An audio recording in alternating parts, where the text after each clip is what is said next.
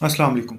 अच्छा, आज हम देखेंगे how to add business in your NTN कि अगर आपने अपने एनटीएन में बिज़नेस ऐड करना है एज़ अ सोल प्रोप्राइटरशिप, आप चाहते हैं कि आप एज़ अ सोल प्रोप्राइटर काम करें, आपके एनटीएन में आपका बिज़नेस ऐड हो और आपके बिज़नेस के नेम का अकाउंट ओपन हो, तो वो किस तरह आप स्टार्ट कर सकते हैं। तो सबसे पहले आप जाएँगे आइरिस पे। अगर तो आपका एनटीएन नहीं बना हुआ, तो आप पहले एनटीएन बनाएँगे। जो एफबीआर की वेबसाइट है उसका नाम है iris.fbr.gov.pk। आप अगर गूगल पे आके अगर आप आइरिस एफबीआर सर्च करेंगे तो ये सबसे पहले आपके पास वेबसाइट आ जाएगी iris.fbr.gov.pk। तो इस पे जाके आप अगर आप इधर न्यू रजिस्ट्रेशन पे साइन करेंगे, क्लिक करेंगे, तो आप इजी इजी स्टेप्स को फॉलो करते हुए आप अपना एनटीएन बना सकते हैं। तो मेरे केस में तो एनटीएन पहले ही बना हुआ था, तो मैं सिंपली इसको लॉगिन करूँगा और जो मेरा नेक्स्ट प्रोसेस है मैं उसको स्टार्ट कर दूँगा। तो इसको लॉगिन कर लेते हैं। इसके बाद आप जाएँगे, ये आपके पास ऊपर टैब्स आ रहे हैं। तो सबसे पहला वाला जो ड्रॉप डाउन आएगा वो है जी रजिस्ट्रेशन का टैब। इस पे आप क्लिक करेंगे तो ये आपके पास 3 ऑप्शंस आ जाएँगे, फॉर्म्स, एप्लीकेशंस, एप्लीकेशंस। तो फॉर्म्स में सेकंड कॉलम में आपके पास आ रहा होगा 181 form of registration filed for modification income tax. इस पे आप क्लिक कर देंगे।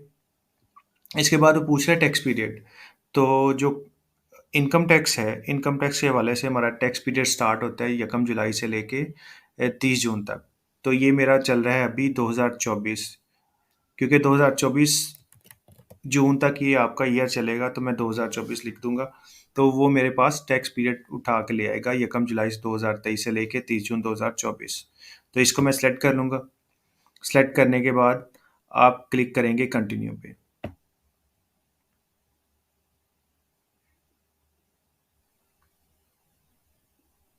तो ये आपके पास form of registration file for modification आ जाएगा। सिंपली इसमें प्रॉपर्टी का टैब है, बिजनेस का टैब है, लिंक, अटैचमेंट और बैंक अकाउंट। तो आप जाएंगे बिजनेस के टैब पे। अब मेरे केस में एक बिजनेस पहले ही ऐड है, मैंने 2 बिजनेसेस और ऐड करने हैं। तो इन बिजनेसेस को किस तरह ऐड करना है जी? आप सिंपली क्लिक करेंगे ये प्लस पे। ये देखें प्लस पे आप जाएंगे तो वो कह रहा है add new business detail. Business के टैब पे और उसके बाद आप जाएंगे प्लस पे, ऐड न्यू बिजनेस डिटेल।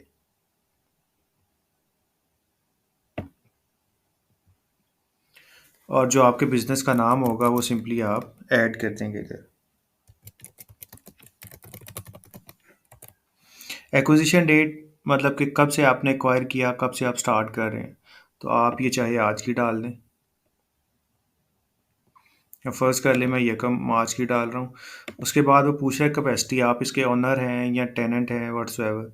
तो मैं इस बिज़नेस का ओनर हूँ, तो मैं कैपेसिटी में ओनर सेलेक्ट कर लूँगा। उसके बाद आपने एक एक्टिविटी सेलेक्ट करनी है और इसमें आपने बताना है ये आपकी प्रिंसिपल एक्टिविटी है, सेल्स टैक्स एक्टिविटी है या एफईडी एक्टिविटी है। तो अगर आप सेल्स टैक्स में रजिस्टर्ड नहीं होना चाह रहे, एफईडी में रजिस्टर्ड नहीं होना चाह रहे, तो सिंपली आप प्रिंसिपल एक्टिविटी पे क्लिक कर देंगे। उसके बाद आपने जो आपका है सेक्शन वो आपने डिफाइन करना। सेक्शन में आपकी कैटेगरीज आ जाती हैं। आप ट्रेडर हैं, आप मैन्युफैक्चरर हैं, आप जनरल ऑर्डर सप्लायर हैं, आप आपका बिजनेस इंफॉर्मेशन टेक्नोलॉजी है, जो भी आपका बिजनेस है। तो मेरे केस में है जनरल ऑर्डर सप्लायर। तो मैं सिंपली जनरल ऑर्डर सप्लायर इधर सर्च कर लूँगा। तो ये मेरे पास आ जाएगा other service activities services general order suppliers. अगर इसी तरह अगर मेरा इंफॉर्मेशन टेक्नोलॉजी है तो मैं सिंपली ये देखें इंफॉर्मेशन टेक्नोलॉजी अगर मैं लिखूंगा तो मेरे पास ये इंफॉर्मेशन टेक्नोलॉजी से रिलेटेड आ जाएंगे। तो मेरे केस में जनरल ऑर्डर सप्लायर है, तो मैं simply general order supplier search कर लूँगा। तो ये मेरे सारी बिजनेस एक्टिविटीज़ ऐड हो गई। उसके बाद वो कह रहा है जी कि बिजनेस की स्टार्ट डेट कौन सी है। तो आप कोई भी डेट रख सकते हैं, तो मैं यही रिकमेंड करूँगा करंट डेट ही रखें। इसके बाद आप ओके पे क्लिक कर देंगे। ये आपका आपके पास एक्टिविटी आ जाएगी अपनी। ये देखें प्रिंसिपल के ऊपर उसने टिक किया हुआ है क्योंकि ये मेरी प्रिंसिपल एक्टिविटी है। सेल्स टैक्स और एफईडी पे मैंने क्लिक नहीं किया हुआ क्योंकि ये मेरी सेल्स टैक्स और एफईडी से पर्टेन नहीं कर रही एक्टिविटीज़। और इसके बाद मैं ओके पे क्लिक कर दूंगा। अब इसको आपने लिंक करना है बिजनेस के साथ। ये देखें बिजनेस प्रॉपर्टीज़ में आपका कोई भी बिजनेस नहीं आ रहा। सिंपली आप लिंक बिज़नेस एड्रेस पे क्लिक करेंगे और जो भी आपका बिज़नेस एड्रेस होगा वो ऐड कर लेंगे। अगर आपका बिज़नेस एड्रेस आपका वही होम एड्रेस है तो वही आप सेट कर लेंगे। अगर कोई और है तो आपको अदर प्रॉपर्टी डिटेल्स ऐड करना पड़ेंगी। आप क्लिक कर देंगे ऐड अदर प्रॉपर्टी में। यहाँ पे वो टाइप पूछ रहा है कि क्या टाइप है, रेजिडेंशियल प्रॉपर्टी है, कमर्शियल है, इंडस्ट्रियल है। तो ये मेरी रेजिडेंशियल प्रॉपर्टी है जी। फॉर्म मेरा हाउस है। इसमें आपका पूछ रहा है वो हाउस है, फ्लैट है, बंगलो है, अपार्टमेंट है, जो भी आपका जिस भी टाइप की आपकी प्रॉपर्टी है तो मेरा हाउस आ जाएगा। मेजरमेंट यूनिट में आपका पूछेगा कि मेजरमेंट यूनिट कौन सा है, मरला है आपका, स्क्वायर फीट है, स्क्वायर यार्ड है, स्क्वायर मीटर है, जो भी। तो मेरे केस में मरला है। और आप एरिया लिख सकते हैं लेकिन ये कंपलसरी नहीं है। आप देख सकते हैं जिसके साथ स्टार लगा हुआ है ये कंपलसरी है। और इधर आप लिख देंगे घर का एड्रेस पूरा लिख देंगे।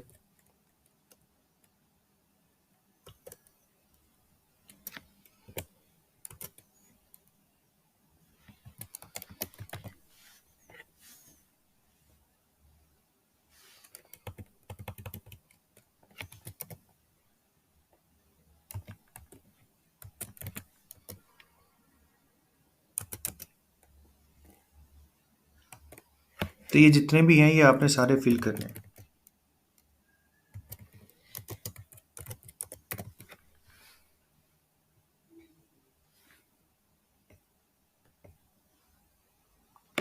ये जो आपके पास सिटी है, सिटी के आगे आपके पास ये सर्च का बटन आ रहा है। तो ये आप सर्च पे क्लिक करेंगे और इधर अपना सिटी सर्च करेंगे।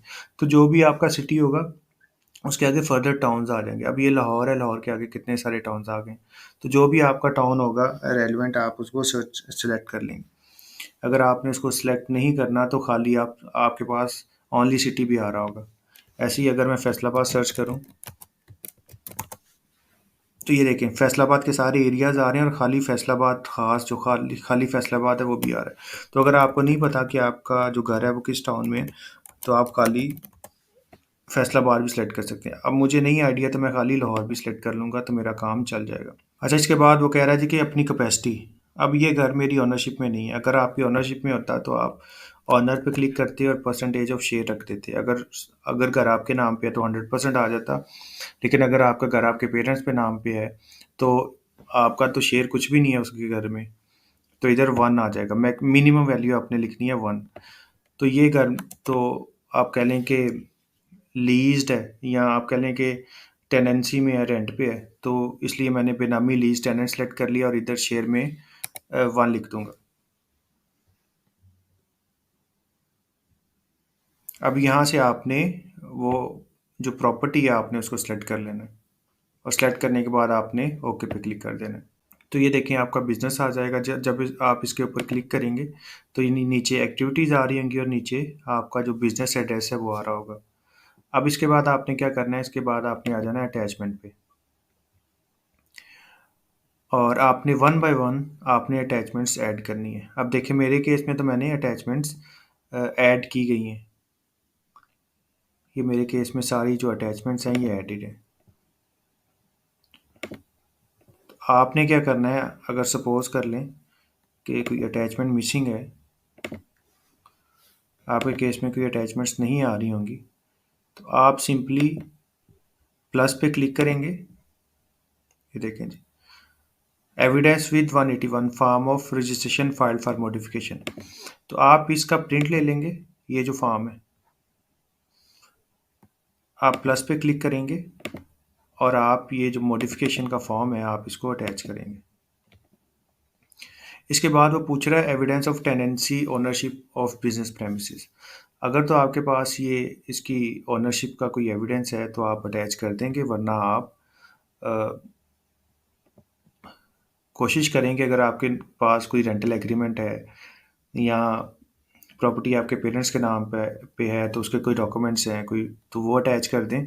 वरना आप इधर कोई भी डॉक्यूमेंट्स अटैच कर सकते हैं। ये डॉक्यूमेंट्स कंपलसरी हैं और उसके बाद आप प्लस पे क्लिक कर देंगे। मेरे पास इस वजह से आ रहे हैं क्योंकि मैं पहले कई दफ़ा इसकी मॉडिफिकेशन कर चुका हूँ। और लास्ट पे आप ऐसे ही बिजली का बिल ऐड करेंगे। ये देखें जी, paid utility bill of business premises not older than 3 months. तो आप इस पे कोई भी 3 माह से पुराना बिल ना हो, आपने सिर्फ़ अटैचमेंट पर्पसेज़ के लिए ऐड करना है। मेरे पास मल्टीपल्स इस वजह से आ रहे हैं क्योंकि मैं कई दफ़ा इसकी कर चुका हूँ, क्या कह लें कि मॉडिफ़िकेशंस। और इसके बाद सिंपली आप सबमिट पे क्लिक कर देंगे और ये आपका सबमिट हो गया। ये आपका आउटबॉक्स में चला जाएगा और थोड़ी ही देर में ये आपका कंप्लीट टॉक्स में चला जाएगा। अगर आपने देखना कि अगर आपका बिज़नेसेस ऐड हुए हैं कि नहीं हुए, तो आप प्लस पे क्लिक करें, नया टैब ओपन करें और इधर आप चले जाएँ एंटी इंक्वायरी एफपीआर पे और इधर आ जाएगा आपका टैक्स पेयर प्रोफाइल इंक्वायरी। इधर आप पैरामीटर टाइप में सर्च करें सीएनआईसी, जो भी आपका क्राइटेरिया सर्च का, जो सीएनआईसी नंबर होगा आपका वो आप ऐड करेंगे सिंपली।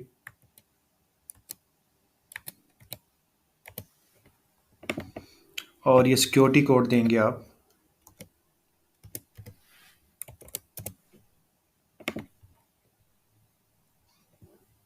तो ये देखिए अभी एक ही बिज़नेस आ रहा है इस रेलेवेंट पर्सन का, तो हम थोड़ा सा वेट कर लेते हैं और अभी देखते हैं इधर कि ये आपका चला गया है कंप्लीट टास्क में कि नहीं।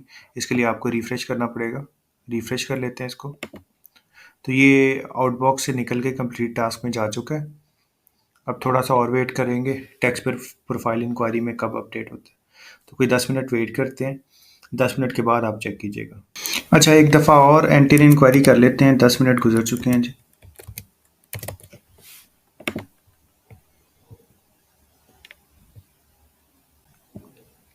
तो ये आप देख सकते हैं कि जो सेकंड बिज़नेस है वो भी ऐड हो चुका है।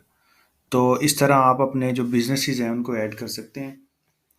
इसके अलावा अगर आपको सोल प्रोप्राइटरशिप या अपना बिज़नेस ऐड करवाना है एनटीएन में, तो आप जो हमारी सर्विसेज हैं वो भी अवेल कर सकते हैं। So thank you so much. अल्लाह हाफ़िज़।